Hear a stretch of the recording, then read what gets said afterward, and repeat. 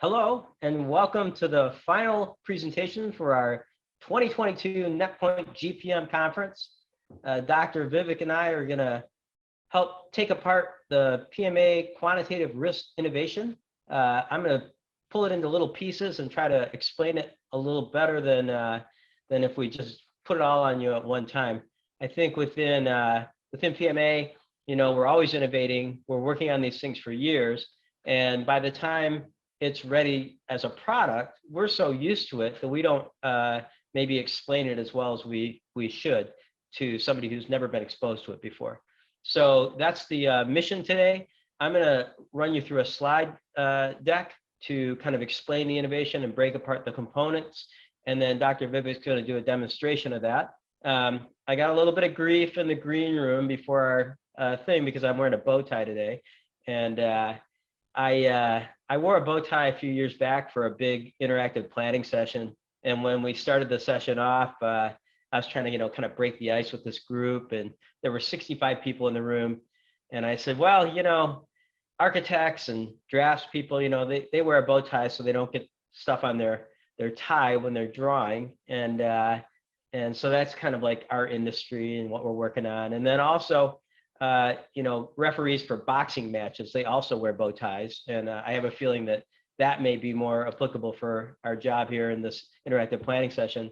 And some wisecracker in the group said, who else wears bow ties for their job? I said, who? She said, clowns.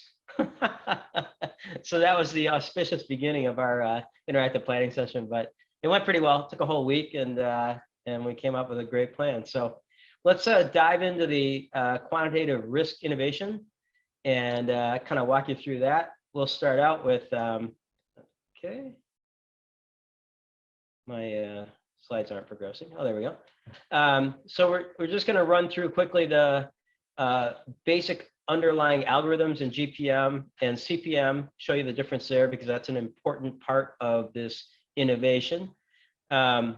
We're going to explain what Monte Carlo is. We're going to explain what schedule simulation and modeling is. So we're taking all these component parts that make up this new big innovation, and we're going to explain each of them one by one.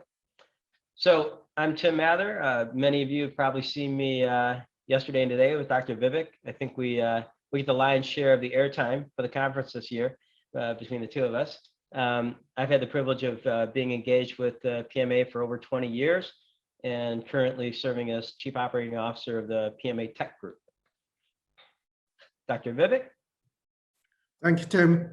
Hi, I'm Vivek Puri. I've been working with PMA for the last 10 years, and most of my work over here at PMA has been with the development of our three products, NetPoint, ScheduleMD, and NetRisk. And soon to be 4 products. Yeah. Okay. We've put together recently this graphic to try to explain, some of the key differences between the graphical path method and the critical path method, the CPM method.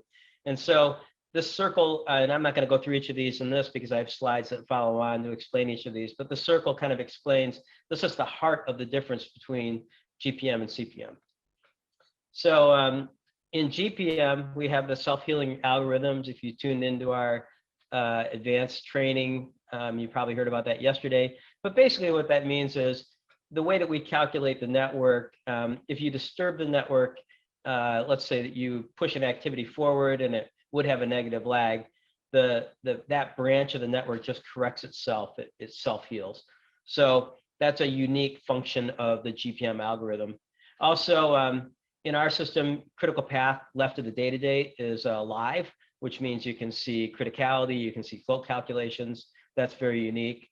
Plan dates in our system, wherever the planner puts the activity, that's the plan date. And so they can leave it without it sliding back to the data date to its earliest start date.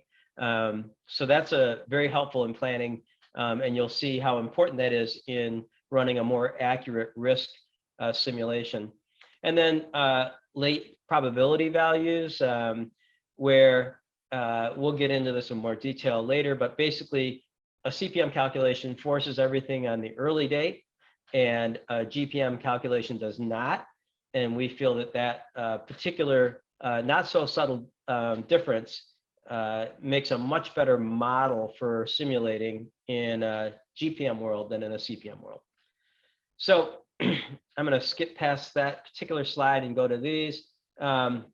In terms of self-healing, every time you move an activity, everything in the network reacts to that, almost like it's a living, reacting being. Whereas in a CPM calculation, it has to do a whole forward pass, backward pass, which is a batch operation. And so you don't see the individual changes within the network. Left of the data date, again, we've talked about this. We're the only tool out there that can give you live information left of the data date, so you can see how criticality and float values change left of the data date. And then plan dates, we just talked about those. The planner's in charge in GPM and NetPoint. You put the activity where you want it, and that becomes really important when you're trying to simulate a real world construction schedule. Late p-values, that kind of rolls into the plan dates that in our system you can consume float throughout the iterations throughout the simulation, and that we think is a more accurate reflection of how schedules actually work in the real world. So behind all these innovations, we have this kind of dynamite group, which Dr. Vivek and Dr. Gee are definitely leaders in, where we're innovating, and our innovations are so unique that we're consistently receiving patents. And the standard for receiving a patent is that it has to be completely novel, it has to be useful, and it has to be not obvious. So it seems sometimes that the patent examiner's role is to say no, and it's our role to overcome their no's. And thus far, we've been very successful in doing that, which I think is just an indication of the true novelty and usefulness of our innovations. Excuse me. But our innovations won't do us much good if people don't understand them and understand how to use them, which is why we put this slideshow together and why Dr. Vivek is going to kind of show it to you. If you want to just type into the chat or just think about all those people who are out there and have managed projects in the past, how many projects have you managed where every single activity in the whole project starts on the early date? My guess is probably none, because that's just not the way the real world projects work. But the interesting thing is that in a CPM Monte Carlo simulation, every activity starts on the early date in every iteration. And we don't think that's a very accurate model to the real world. So in order to fully explain this innovation, I'm going to take you through what modeling science is, what is a simulation, more particularly, what is a Monte Carlo simulation, and then also break down in detail how the CPM and GPM algorithms work. And that's important to understand how the simulation through GPM and net risk is greatly improved. So modeling is a process where you try to basically create a mathematical world or series of rules where you're trying to imitate something that's out in the real world. So for instance, a weather model tries to build a model that where you can predict the weather coming up, or a climate model, kind of a longer term weather model. And then a schedule model, if you think about it, is actually kind of a mathematical representation of what you think is going to happen when you actually go out in the field and start building something. And so that's a model, and for our purposes, we're really talking about schedule models. So a typical P6 schedule that you build, that would be a model. Now, a simulation is a little bit different. A simulation is like taking that model and putting it in motion, seeing what's going to happen as these different dependent variables interact with each other. And the way that you do that depends on the type of simulation that you're doing. And so we're going to speak specifically to a Monte Carlo simulation. In a Monte Carlo simulation, what you do is you have this random sampling of the numerical values. In this case, it's either the random sampling of a duration from an optimistic, most likely pessimistic, and you select a date out of that range, or it could be the application of a risk event that could manifest itself in your project. So you do that over and over and over until you come to this, what they call, the term of art is a convergence, where you could run it another 1,000 times. It's really not going to change the results very much. And what that will show you is kind of the different probabilities of achieving a certain date within your schedule. And those who are not used to doing a schedule risk analysis through a Monte Carlo might be surprised to find out that the actual probability of most schedules is quite low the first time that you run it through a risk analysis. And then the process is to figure out, what's triggering that and to improve your odds of finishing the project on time. So just as a graphical illustration of,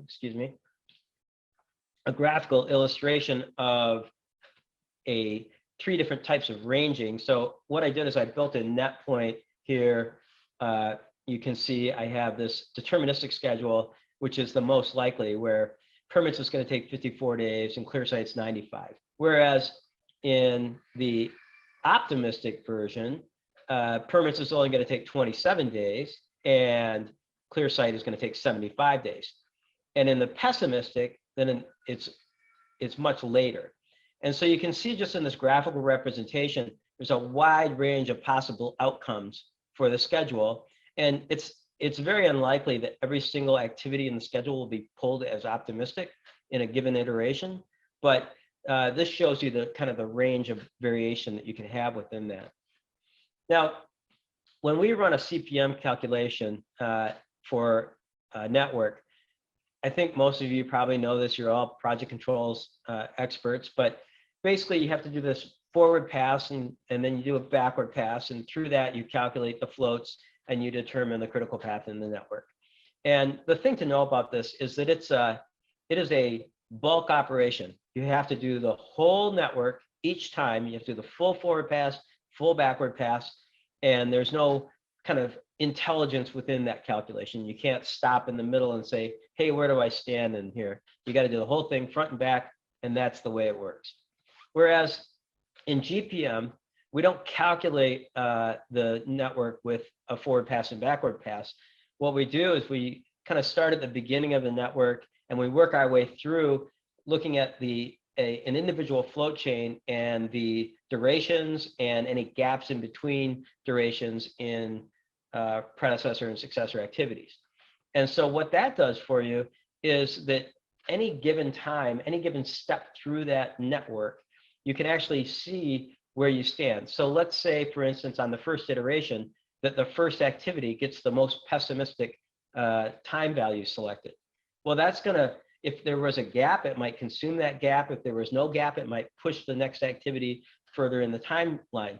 That is not something that's available in the CPM calculation, but in the GPM calculation, it's a standard part of the way we do a simulation. So just a quick review of a LDM graphic in case you haven't seen this before. This is the graphic that we use in NetPoint. Typically, we would create a specific network to run a risk analysis against. And within that network, then you can see we have finish to start relationships. We have start to start relationships. We can track the drift, which is the way on the left of float, the left head float. And then we have float and total float, which is always a combination of drift and float together. So it's an easy graphic to read. It's very apparent to even non-technical schedulers what's going on in this graphic. So we think that's a great way to look at a schedule before you run a simulation. Now, what is it that's so different in the way that the network behaves in a GPM versus a CPM schedule? You can see here that we have activity A is 92 days for each of these, but it has different drift calculations, -3, +3, and 0. This gap stays the same in there, and that's moving activity, the successor activity, either out or back, depending on where the the gap is.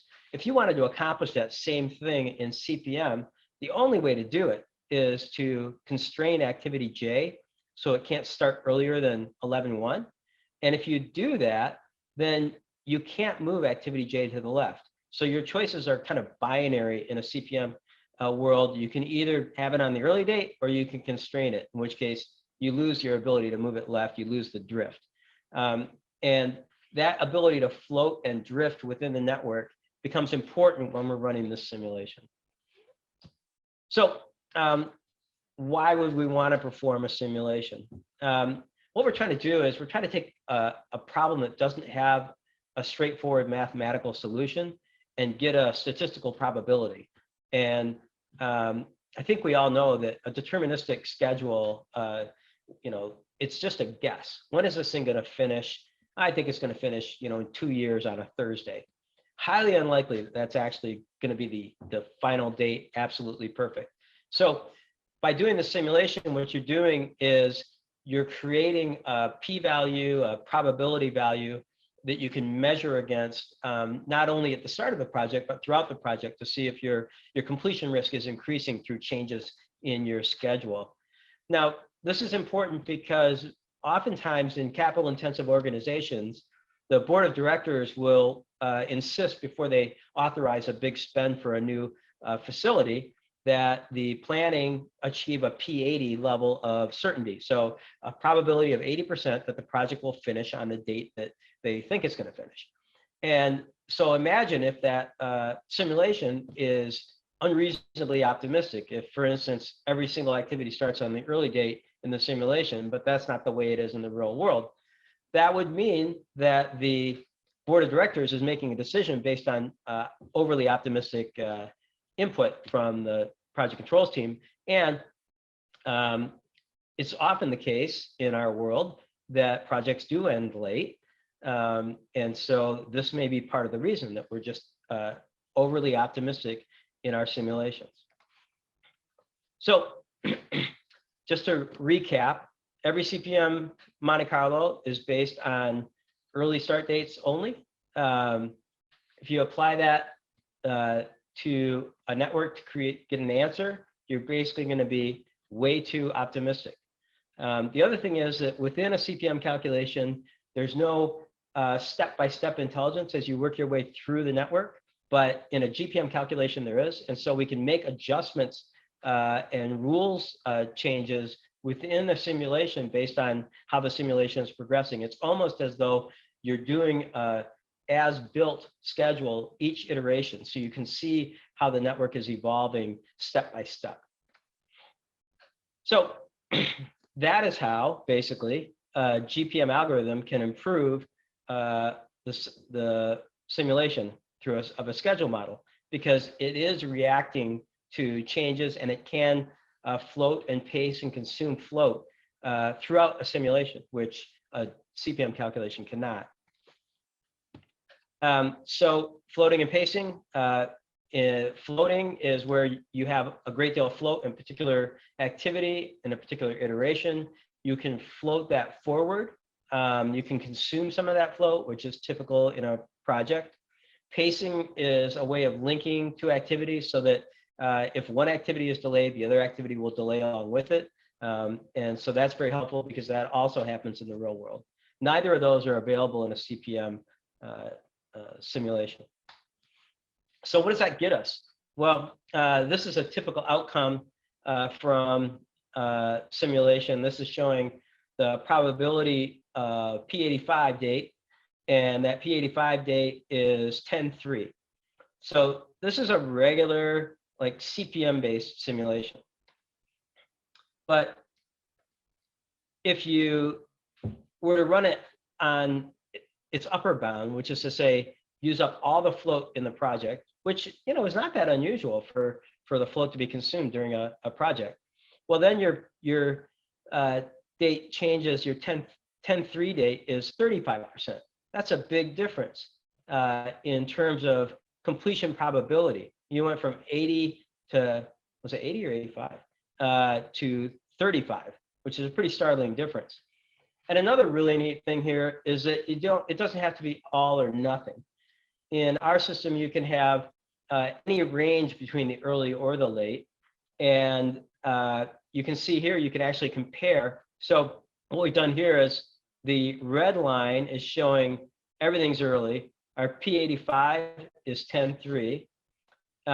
If we consume some of the float, design and permitting on early start dates, but other things maybe not, okay, well, then we're down to 54%.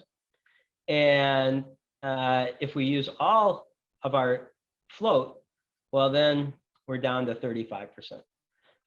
So the probabilities can range widely depending on how you run the simulation. And it's critical that you get the model right and you get the simulation right before you run the simulation. The rules within the simulation determine the outcome.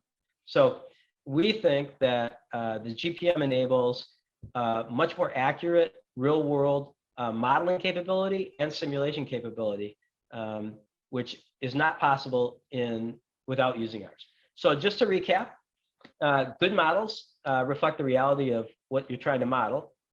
So the more accurate your model is to the real world, the better your model is in terms of simulation. We all, I think, agree that activities don't start always on the early date in projects. So any model that forces you to start on the early date for every activity is not going to be accurate to the real world. Deterministic CPM schedules always start on early dates. Monte Carlo simulations based on CPM always start on the early dates. And that means that there's an optimistic bias built into that simulation and that model.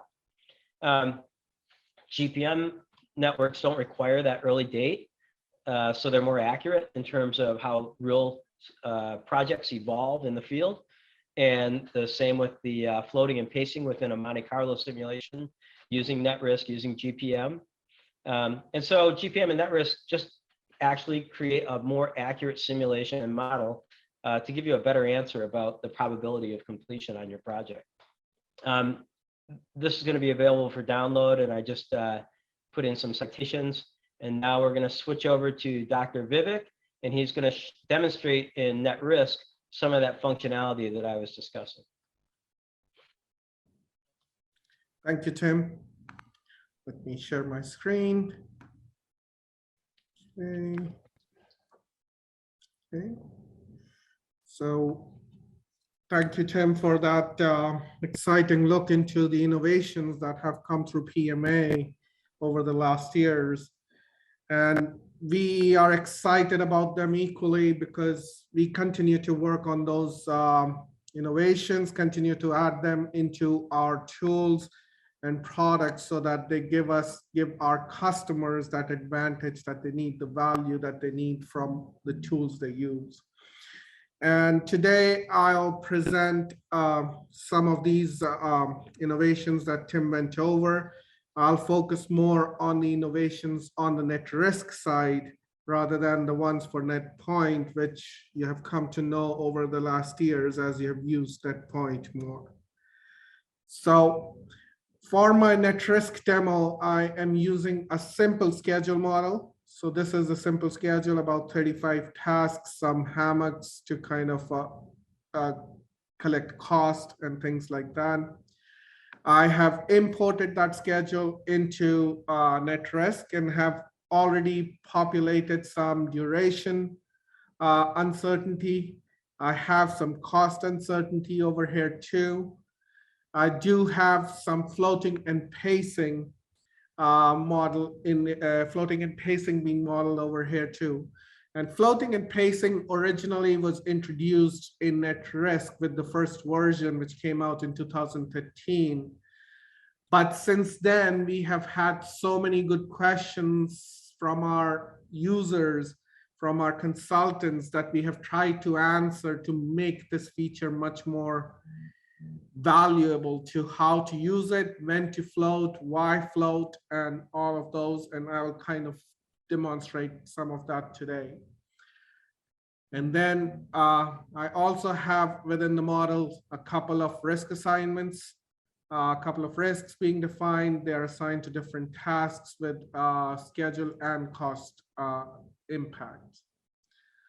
So let me start with the first thing, which is the float risk envelope, kind of what Tim was referring to in his presentation, that when you're doing a CPM-based simulation, all you get from it is the early date curve, because every activity must start on the earliest possible dates that they can, according to the model.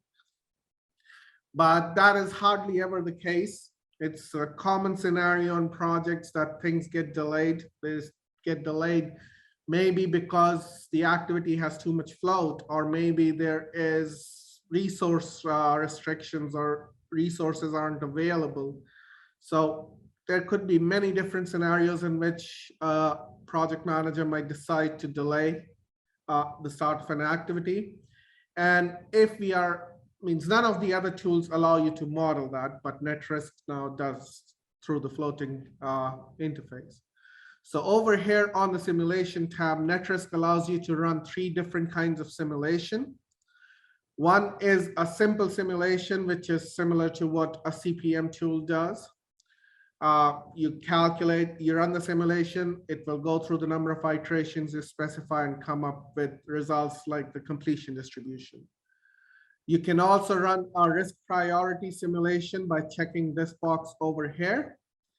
And that risk priority simulation basically assesses how each risk might impact, what impact each particular risk in your model has on the completion date. But for today's demo, I will focus on the float risk envelope simulation. And what the float risk envelope simulation does is it builds the early to late range for your completion date curves. What is that range the float risk envelope will do? Once you check the box, NetRisk will automatically add in an early curve, a late curve. It will determine that. You can also add in another curve wherein you can specify some float use. Or you can even check by activity, wherein if you have within your model a specific floating scenario, you can compare that floating scenario to the early and late curve or the global float usage curve. For this particular scenario, my by activity scenario, which I have specified on the floating tab over here, is similar to the by activity. The by activity one is floating 50% of the time. The by activity one is floating 80% of the time, 80% of the float, 100% of the time. In all iterations, it will float each activity by 80% of the available float at that time.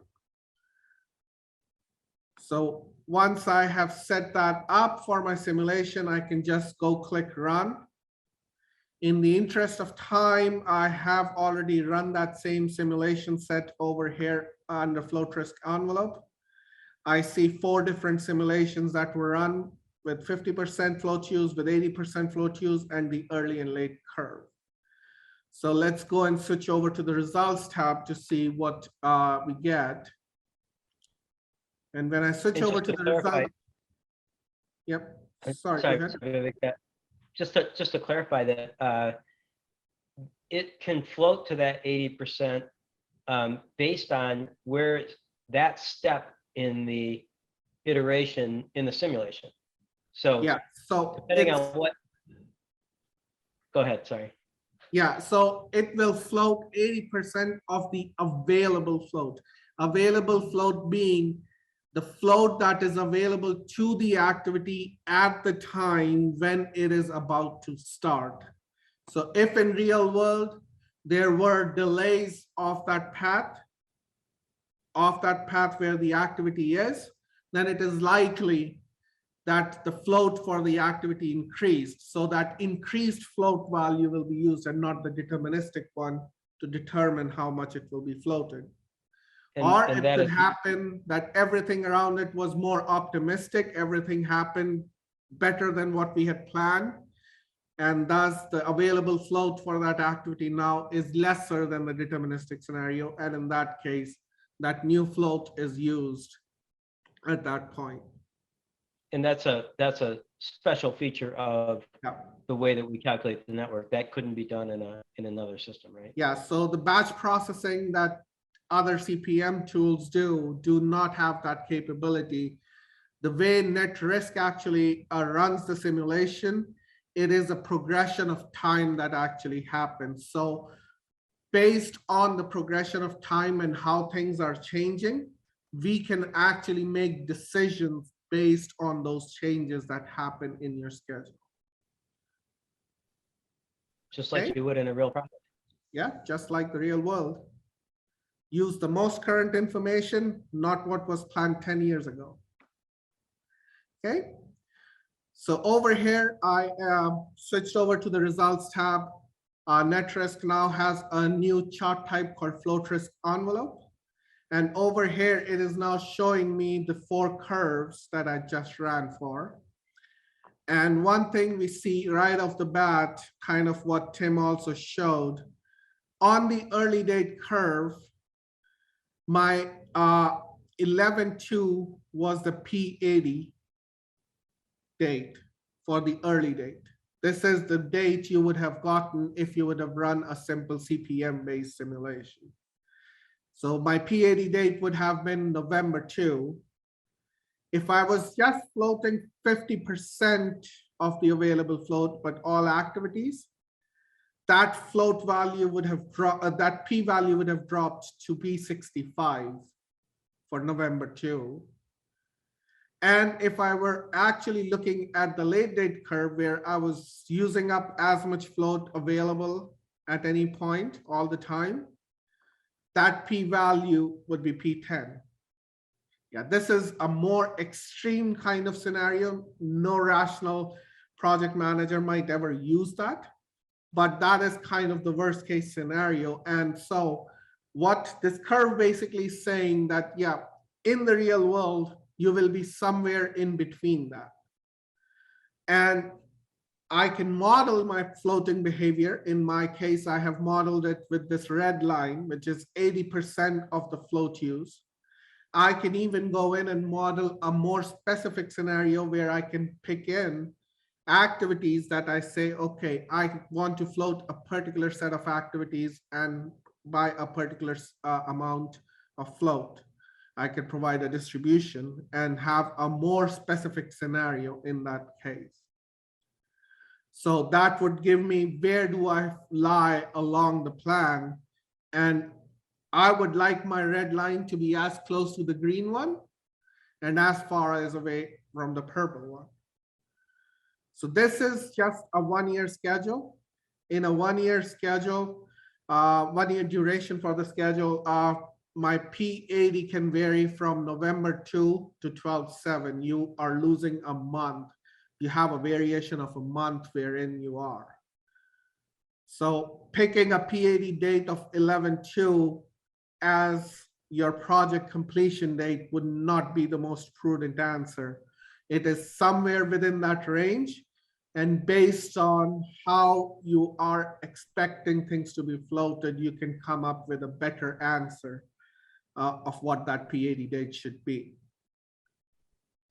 And I think one of the things that we've, through learning about this and seeing the numbers as they come out, one of the things we've learned is that, you know, a deterministic schedule is the precision that is shown in a level 3 schedule. It is not accurate. You actually, the odds of 2 years from now starting to install a particular I-beam, even though that's what the schedule says. It says on this Thursday, 2 years from now, we're going to install this I-beam. It's very unlikely to be true.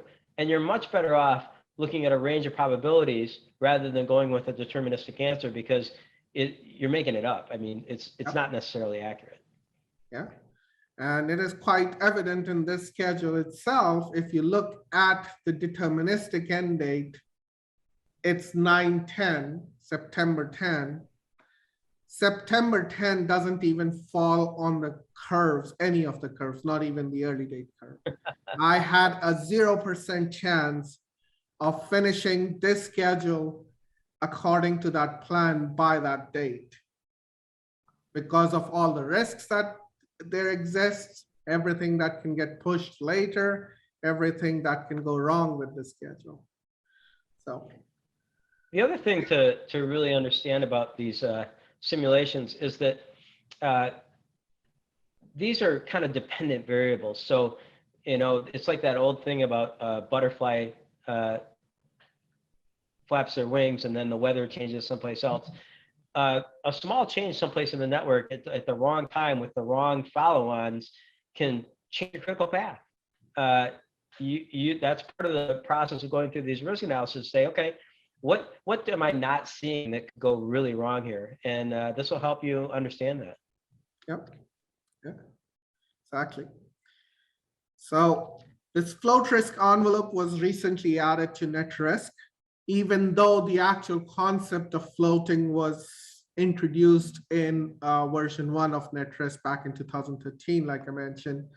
So theoretically, it means our consultants were able to build these curves, but just as separate simulations that they would have to create. They would have to manually create these individual scenarios and then compare the results for those.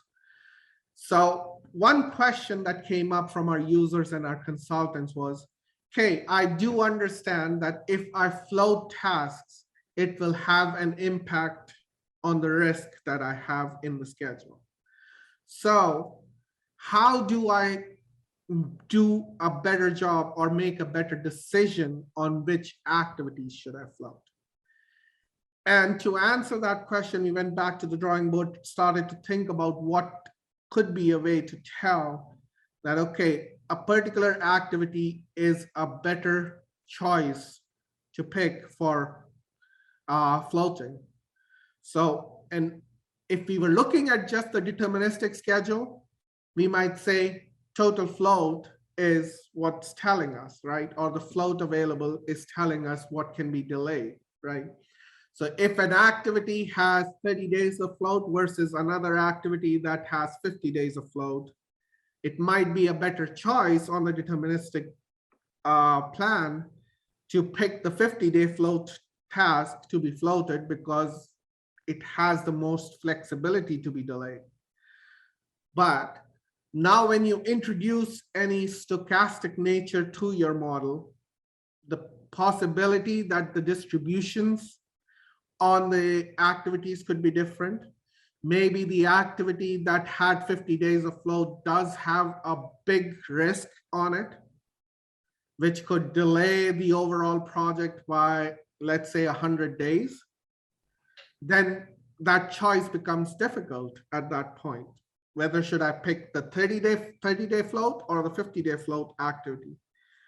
So within the stochastic nature of it, we need to take into consideration what's the remaining uncertainty along a path for the activity.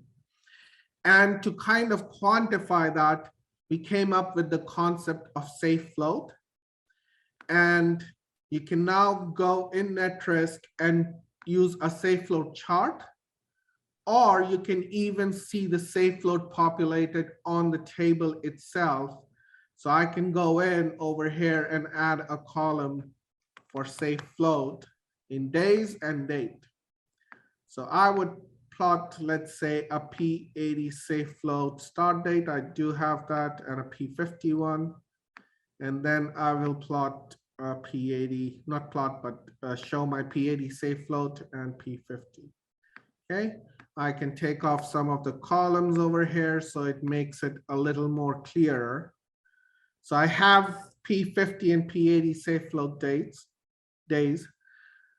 On the chart, I'm showing my tasks, and I can change that to description. I'm showing all my tasks along with the number of days of float available on them according to the uncertainty that you have in your schedule along that path. So If we look at these tasks, we see, if we look at the first few, MEP controls, interior walls and ceiling, and roof, these tasks are right here. MEP controls, interior walls and ceilings, roof, walls, windows, and doors, the 4 activities right over here. So the more float is available to those activities which are towards the end of the schedule. So the more you are towards the end of the schedule, more of the uncertainty you have already taken out by that time from your project. And so you get more float of finishing by a given date. And what is that date that you have chosen?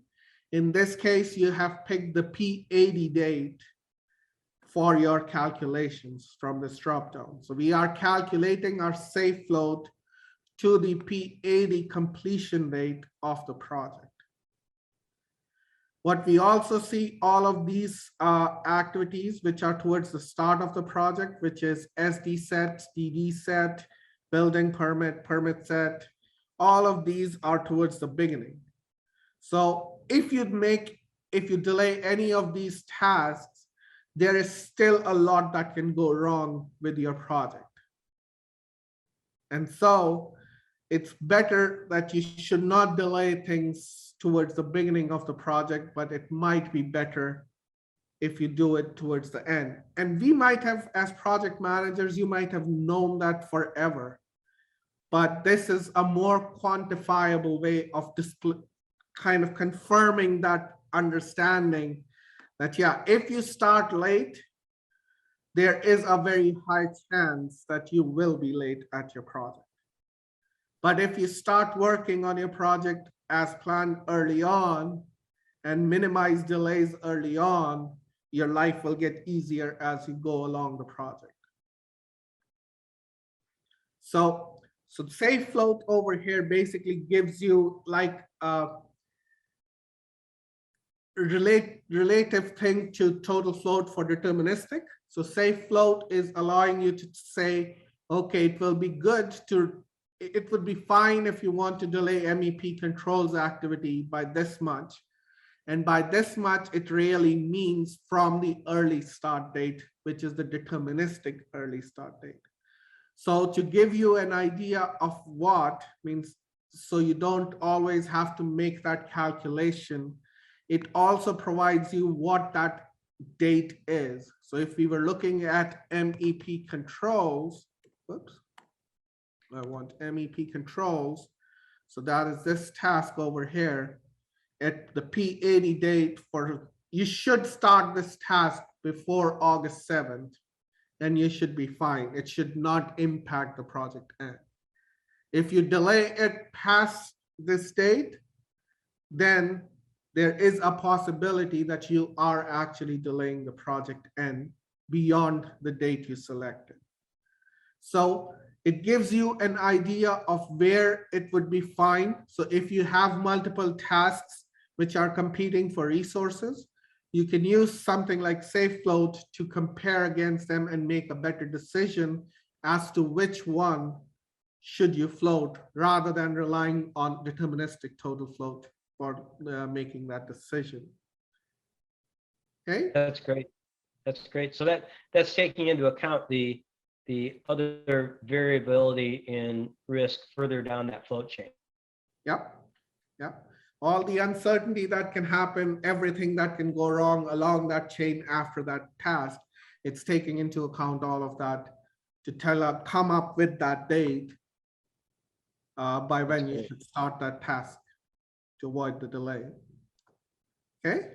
So now you have made the decision. Now you have picked tasks that you want to actually float.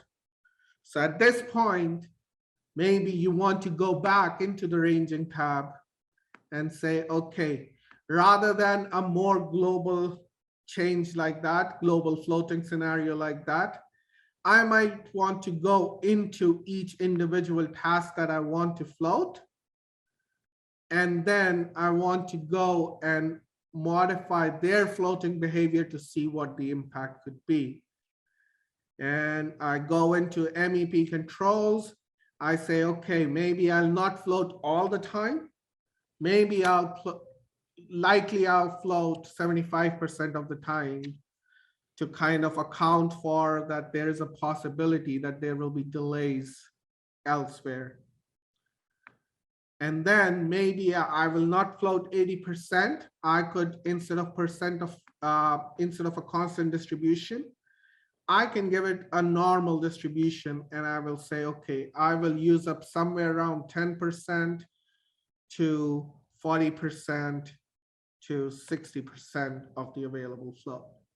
You can build a more specific scenario based on your understanding of what you want to do. And once you do that, you can go ahead, run another simulation, compare that with the early and the late curves, and you get a better understanding of where you have flexibility in your schedule, how that flexibility impacts the overall date, and any changes that you might make. It helps you in that decision-making process. Okay. That's great. Okay, so that's close to what I wanted to show.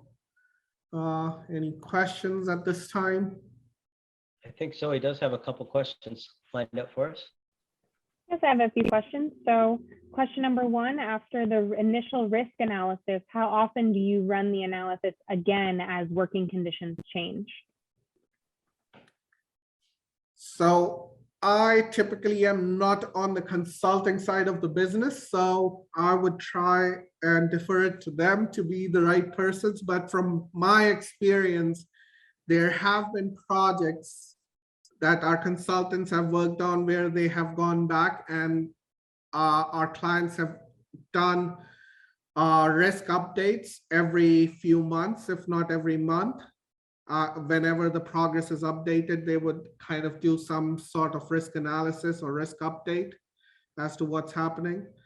That's what we recommend, that there should be a regular time period at which you should be updating your risk model for progress, for the new conditions, any new risks identified, any risks that might have been mitigated, and re-update your estimate of where the p-values are. And we, within the innovation group, we've been theorizing about the idea of driving a project by the P80 date or the P date that you select. So each month when you run another risk analysis, if you see that your P80 is turned into a P75 for your specific close date, then you have to remediate that somehow. So it's a more sophisticated way of looking at the schedule versus just deterministically. Okay, the next question is, how often should a qualitative risk matrix be updated? So sort of similar. Okay, so again, yeah, it should, I would say anytime you identify new risks or anytime the conditions for the risks change, your qualitative matrix should be updated. Your risk register should be updated to kind of indicate those. Means again, if the conditions aren't changing, then really nothing needs to change in those scenarios. So, And Vivek's basically quoting the PMBOK, right? So the PMI would say that every time something emerges in a risk or changes in a risk profile, you need to update the risk register. Yep. Our next question, can you explain negative safe float? Okay, so negative safe float is basically the idea. So let's say you have a task and we are already planning to run it by a given date. Or let's say we have planned in the deterministic scenario. So over here, I might have DD set at 1024. So if it has a negative safe float of -1, it means there is no date past 1023 at which DD set does not affect project completion. So I would want to start DD set as early as possible, and I would want to start it by 1023. I might even think of a possibility of maybe say can I parallelize these a little bit to see if I can start that earlier? Maybe there is a possibility to do that. Or maybe think of, again, SD set over here in the deterministic case, it is 21 days, but it is still possible that SD set might finish in 15 days because its range is, let's say, from 15 to 25. So then it gives the ability for DD set to already move earlier. So if you have a very large negative safe float, it would be an indication that, yeah, you would want to do it, move the activity earlier, maybe parallelize it. But if you only have like -1, -2, then maybe it's just the uncertainty.